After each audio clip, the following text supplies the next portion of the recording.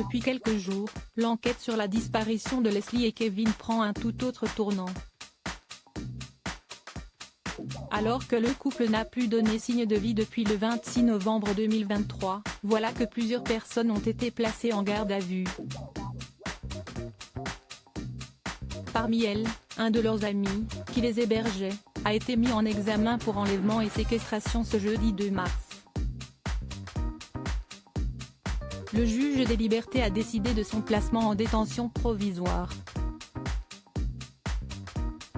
En effet, les enquêteurs ont relevé de nombreuses incohérences au sujet de ces déclarations.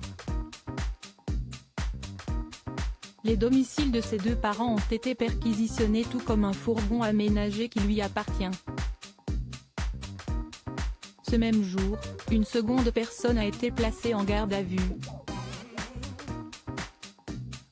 Il s'agit d'un homme, âgé de 22 ans, originaire de Puyraveau, qui se trouve être le village dans lequel les enquêteurs ont retrouvé les effets personnels du couple, jetés dans un conteneur de recyclage de vêtements.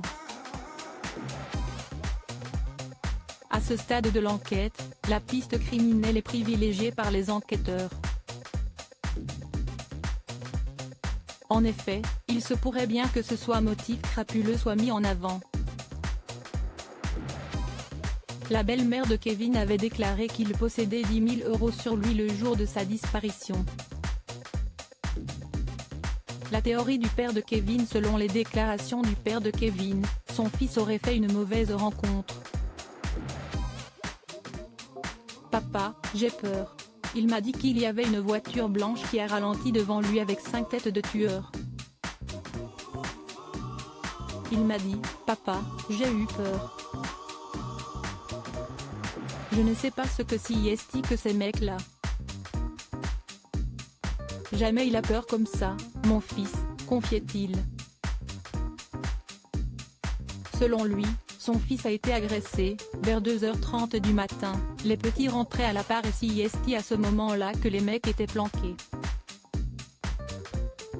Et quand mon fils est rentré, les types ont couru derrière et c'est là qu'ils ont séquestré les petits. Aux dernières nouvelles, ce seraient des Guyanais qui auraient enlevé les petits.